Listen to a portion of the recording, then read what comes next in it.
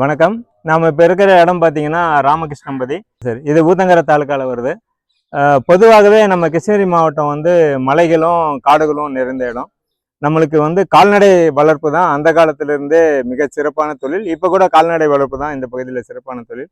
அப்படி கால்நடைகளை வளர்க்குறப்போ ஒரு 1200 வருஷத்துக்கு முன்னாடி இந்த கால்நடை செல்வங்களை வந்து கவர்ந்துட்டு போறக்கு ஒரு கூட்டம் வந்து கவர்ந்துட்டு போகுது. அதாவது திருடிட்டு போகுது. இந்த ஆணையர்களை மீட்பதற்காக தான் இந்த போரே நடந்திருக்கு. அந்த ஆணிரை மீட்டல் போரில் இறந்த ஒரு வீரருடைய நடுகள் அது ஒட்டெழுத்தோடு இருக்கு. அந்த நடுகளை பற்றி நம்ம அருங்காட்சியக முன்னாள் காப்பாட்சியர் கல்வெட்டுக்காரன் கோவிந்தராஜ் அவர்கள் என்ன சொல்றாருன்னு நம்ம பார்க்கலாம்.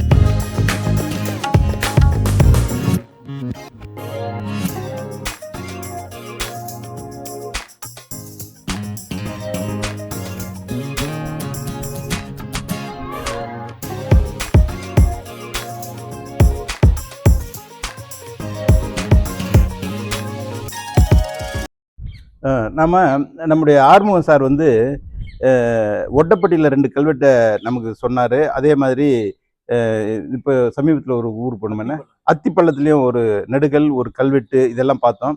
3வதாக நாம் வந்து நம்ம கிருஷ்ணகிரி மாவட்ட வரலாற்று ஆய்வு குழுவும் அருங்காட்சியகமும் இணைந்து பல்வேறு இடங்களில் நம்ம இன்னைக்கு கலாய்வு செஞ்சிட்ருக்கோம்.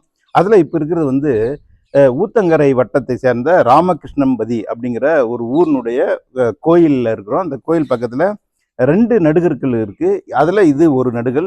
இந்த நடுகள்ல பாத்தீங்கன்னா ஒரு 8ஆம் நூற்றாண்டை சேர்ந்த நடுகள். 8ஆம் நூற்றாண்டை சேர்ந்த நடுகள்.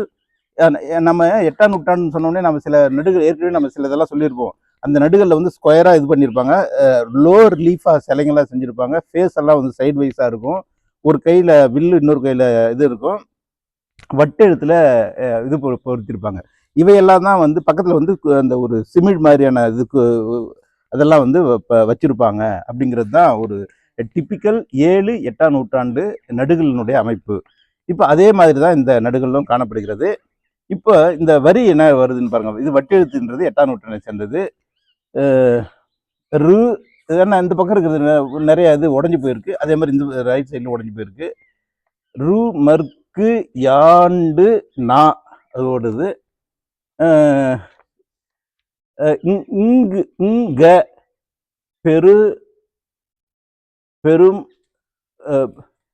பருமரைசயிர் கோ கங்க பெருமரைசர்னு வருது. கங்க பெருமரைசர் கோ அதோட நிறுத்தி போச்சு. அதுக்கப்புறம்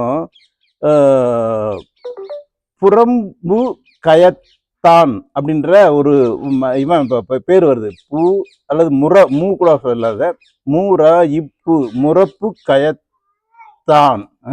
கயத்தான் தொரு கோயிண்ட தொரு கொண்ட ஞாயின்று தொரு மீட்டு பட்டார் மசிறு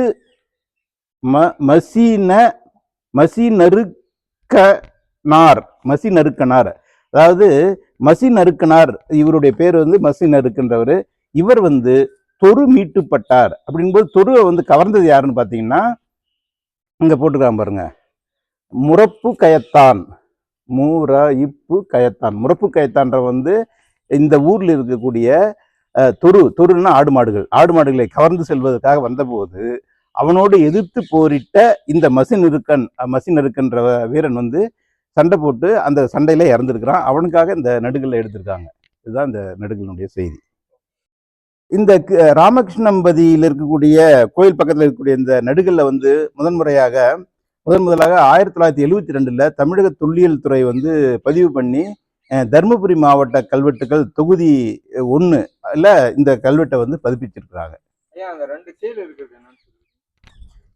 இது வந்து 1 சிமில்ன்றாங்க, இது சிமில். ஆமாம். இன்னொன்று வந்து இது சிமில் மாதிரி இன்னொரு சிமில் தான் அது. அதை கலன்னு சொல்கிறாங்க. கலன்னா குடுவை.